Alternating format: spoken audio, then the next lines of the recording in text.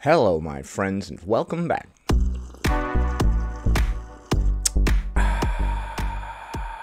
Today, we're going to be taking a look at the 22nd installment of what I like to call Fat Shaming Fridays, where we take a look at various responses to this. Tell me the wildest way you have ever been fat shamed. As usual, if I laugh at any of these fat shaming stories, I'm not laughing at the fact that somebody was bullied or fat shamed. I'm just laughing at the ridiculousness of the situation. What sort of fat shaming stories will we see today? Fat shamed at the strip mall? Fat shamed at the mechanic? Fat shamed at the jewelry store? I hate it when that happens. I just wanted an extra dainty sized pinky ring. They said they would have to give me a toe ring. In order to help me numb the pain and wash away the shame, I must first apply comb to mustache. Tell me the wildest way you have ever been fat shamed. I'll go first. I have a condition called Crohn's Disease, and about 5 years ago I was about 3 stone heavier.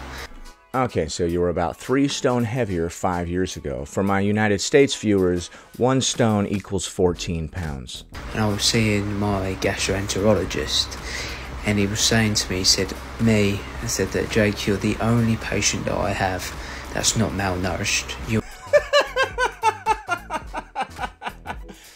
You're the only patient I have with Crohn's that is not malnourished. Hey man, is this really fat shaming? That could be good, right? This could be a good thing. Defy the illness. You really defy the illness. That's good, right? And I looked at him, I said, what do you mean? He said, look at you, like you're quite overweight, you're not losing, you're not skinny. I'm really proud of you. See? He's proud of you. He's congratulating you for gaining all this weight. He's like, look, dude, all these other people on Crohn's are wasting away. You got this thing nipped in the buds. Not only are you of a normal weight, you're actually overweight. So you're really beating Crohn's. I, for one, applaud you, sir. The doctor could have chosen his words a little more carefully. But what he said is nice. He's like, hey, you're beating it. Good job. I'm proud of you. Didn't he say he was proud? When a doctor tells me he's proud of me, I just take it, dude. A guy in a white jacket praised me. Oh, dude, good enough for me. No, I'm just kidding. I don't care what any of these people think. So I looked at it like this. God has blessed me with an illness that aids weight loss. That's what you said to her? Wow. And I still have man boobs. Oh my goodness. That's pretty funny. She's like, not only are you up to a normal weight, you're doing so good with your Crohn's disease, you're overweight. That reminds me of those shirts that like obese people would wear that say, I beat Anna. Those are pretty funny. Is it insensitive? Perhaps. Is it hilarious? Yes. Well, at least you're taking it all in stride, huh? That wasn't a totally psychotic smile at the end where he's like, it's not completely destroying me inside or anything. I'm fine. I'm fine. This is just fine. Take it easy, man. Don't go crazy on us one day. Jeez. You're going to hear about this guy in the news one day. Man with Crohn's attacks doctor because she called him healthy. Chaos ensues. Does it do anything for the comedy when I drink from this coffee? I don't know why, but I just feel like doing it lately. Alright, so a good old-fashioned fat shame by my doctor. That's a classic. Next. Tell me the wildest way you have ever been fat shamed. So I work on a med-surg floor, and we get a lot of gastric sleeves.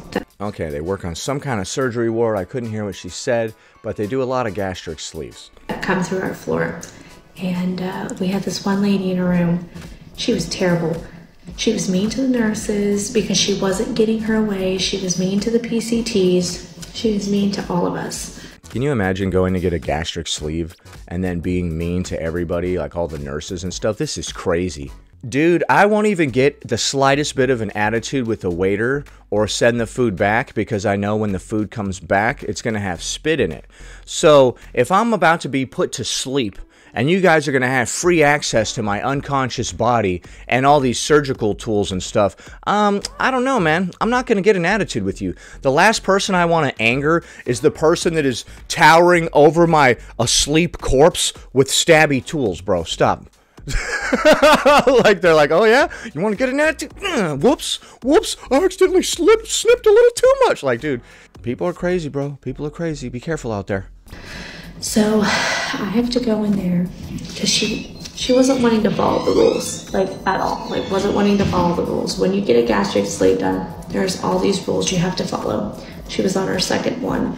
On her second one. Okay, well, dude, you immediately go to the bottom of the accommodations list. I'm sorry. I'm sorry. If this is your second one, dude, we're not prioritizing you over the person who's getting one for the first time. I'm sorry. Man, this lady's getting gastric sleeves like hotcakes.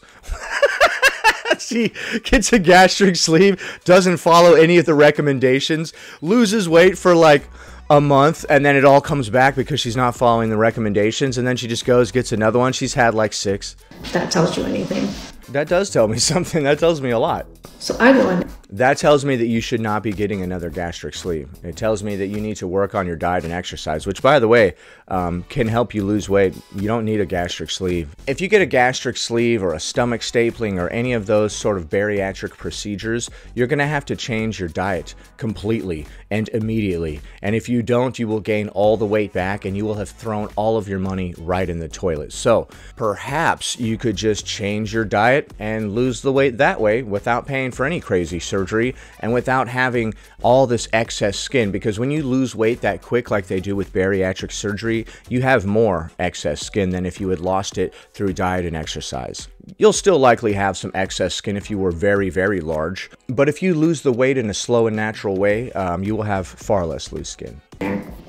She has the nerve to look me up and down. She looked you up and down. Oh, dude, that's where you should have stopped her right there. Like, listen, lady, if anybody's looking anybody up and down, it's me looking you up and down. And she goes, have you thought about getting the surgery? What? The lady who's on her second one is recommending the surgery to you? Now, mind you, I've never had an interaction with this woman. What? This is your first interaction? Dude, people are crazy. What's going on out there in the world? So I went, what? Have you thought about getting the surgery like what I had done? You should have just asked her, how did it work out for you the first time? I went, the sleeve? And she goes, yeah, it would help you lose weight. We all know the irony of this situation, that the lady recommending the sleeve to this woman has to get a second one now because she didn't do all the stuff she's supposed to do the first time around. So it's kind of weird. This is a weird story, man.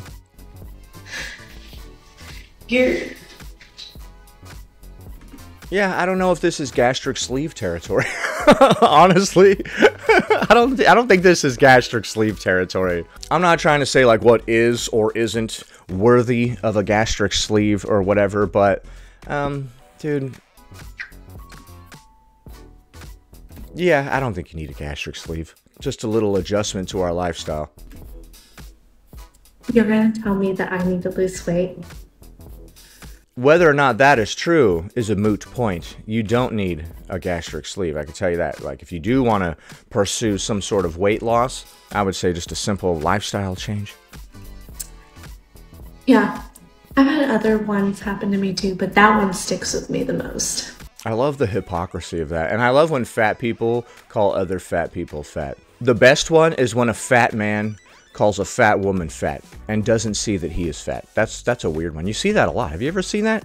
You ever seen a fat man who doesn't realize that he is fat and he calls a lot of women fat and they are like basically the same size as him? And it's like, bro, you're kind of a little chubby yourself there, Chief. Next. Well, tell me the wildest way you have ever been fat shamed. So in 2012, I suffered a severe spinal injury. If you've been on my page, you might know about it. During that time, my life was turned upside down. So I lost my ability to walk because of how much pain I was in. I couldn't sleep at night. I lost my car, my apartment, my jobs. I had to move in with my parents. Oh, dude, this all sucks a lot. I really just lost full control of my life at that time. I was only 25, so... Yeah, spinal injury, dude. That'll completely destroy your whole life. Everything, well, I was 23, but by the time it got bad, which was 2.5 years into the injury, life had just taken a turn. So I've gone through all these things because I was so young. They wanted to try everything they could before doing a spinal surgery. So I tried acupuncture, chiropractor, massage. I had all types of things, working with different doctors. So in the... Oh, dude. I can only imagine a massage with a broken back or some fractured vertebrae or whatever, dude. Oh, God, that would suck. 3 years before I had surgery, I saw 28 different doctors. I was in constant pain. As I said, I wasn't sleeping. I couldn't make my own food. So at the time I was living with my dad and my stepmom, and she made super processed food. Very thankful that I had someone there to take care of me, but you know, I wasn't able to eat the way I wanted. Okay, so you're basically paralyzed because you broke your back, fractured it, or whatever the situation. You're living with your stepmom. She's feeding you a highly processed diet, and you're beginning to gain weight. I gained 100 pounds. That'll do it. So I'm 5'9". I have been around 200 to 250 most of my teenage to adult life. And at that time, I got up to 356. 356 at 5'9". That definitely ain't helping the spinal column. So I'm going through all this pain, I'm suffering, I just want my life back, I just want to be able to walk. And I find this doctor, a neurosurgeon, and he is one of the top neurosurgeons in the world, in America, and I get an appointment with him. It's about 3-month wait. I get in, he orders scans, I see him. Not a lot comes from the appointment, but they're like, okay, we'll give you a call back after we review everything. So I'm anxiously awaiting, thinking my entire life is going to change, I'm going to be able to get my life back. And they call me and say, the doctor says to lose weight and see a psychiatrist. Lose weight and see a psychiatrist. So he looks at your films and stuff. He's like, ah, yes. Lose weight and see a psychiatrist. Bro. And so my spine that's currently in a pile of dust on the floor over there, that's cool. I just need to lose weight and see a psychiatrist. So I'm just fat and crazy. Yeah, your problem is really that you're just fat and you're a little loopy. You need to get it together. Like, bro, come on. Because there's nothing wrong. There's nothing wrong. Okay, I'm going to make a prediction right here. I'd say by the end of this story, she's going to go to somebody else. And something is going to be wrong. And homie just like looked over her whole thing just because she was overweight or whatever. If so, that is completely insane. Well, less than 2 months later, I went to the emergency room. Here we go. Here we go. The doctor on call paged the neurologist, or excuse me, the neurosurgeon, who so happened to be his coworker. He had just come off call. I find out that I not only have broken my spine, I have discs that are bulging so bad and for so long that they broke off and were scattered on my nerve endings, and that's why everything was so painful. Oh my God. Yikes, man. Bulging discs that shattered into fragments, and now they're all floating around in your spinal column or so. Oh my God, I don't know anything about a spine, clearly, but the whole thing obviously sounds terrible, dude. I have constant back pain, and I didn't fracture anything, so I understand. Spines are like a terrible thing, dude. It's very, very easy to have a spinal problem, and it could really screw up your life, dude. I couldn't walk. Yeah, that's probably why you couldn't walk. It probably wasn't just because you were a little too chunky and you needed to go to therapy. You're like, my spine hurts. They're like, go to therapy. You go to your therapist, you're like, my spine hurts. They're like, go to a doctor. Yeah, that's probably the worst thing. Or the fact that I was on steroids for 3 years straight and then got type 2 diabetes, and the nurse told me, well, God, you must have been doing something wrong. Are you implying that the steroids caused you to gain weight? I'm not sure if they do that. Yeah, I no longer have type 2 diabetes because I'm no longer on steroids, so. Did you also lose some weight? I've never heard of steroids causing type 2 diabetes.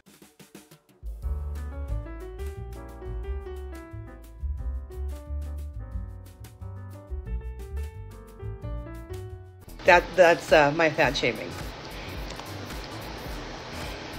Okay, so that was pretty bad. I don't know if I'd call that a fat shaming story so much as I would call it a medical negligence story. Which there are many, by the way, dude. There are so many medical errors. Like, what is it? Like the second leading cause of death or the third leading cause is medical errors. Like they'll leave a sponge in you or a scalpel or something stupid like that. You have to remember that these are just regular people. You would like to think that a surgeon is like next level, intelligent, genius, never forgets anything, but he poops and pees just like you and me, bro. Next. Tell me the wildest way you have ever been So you're telling me it's inoperable Me after being diagnosed with an inoperable brain tumor. and I'm probably going to die. What are my kids gonna do? Right, well, They sent you the clown doctor from Johns Hopkins? losing a few pounds could never hurt. He said that to you when he was dressed up like a clown? They sent in one of those end of life or end of care clowns or whatever, and then he told you to lose weight? What the heck? Chuckles, how dare you? When I come to a clown for serious medical advice, I don't expect these kind of shenanigans. This is an extremely disturbing filter. So you're telling me if I lose 20 pounds, I won't be dying? Is this whole thing in very poor taste? You tell me. Nope, you'll still be dying, but it can't hurt.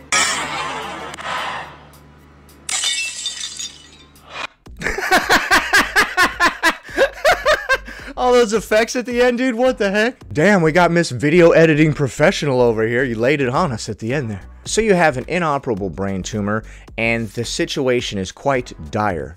The clown doctor, he's dressed up as a clown for some reason, comes in, tells you to lose weight, and you're like, oh, thank God, so if I just lose the weight, then I'll be good to go. I will no longer have this tumor. And he's like, what? No, you'll still have the tumor, but you'll look a lot better. Do-do-do. And then he's like, thanks, ladies and gents, I'll be here all week. And he takes his clown wig off and throws it. Turns out he didn't even work at the frickin' hospital. It was some deranged homeless man that wandered in off the street. How about that? Damn you, Patch Adams! That's such an old reference. That was such a stupid movie, too. I'm sorry, but I hated Patch Adams, okay? Don't come for me. Hey, lady, you ever consider losing some weight? Get away from me! Sorry, I didn't mean to start choking. Sorry about that. It just happens sometimes. Please click the like button and subscribe. I'm trying to get to 50,000 subscribers by July. Anyway, that about does it. Thanks for watching, commenting, liking, and subscribing. And I'll see you in the next one.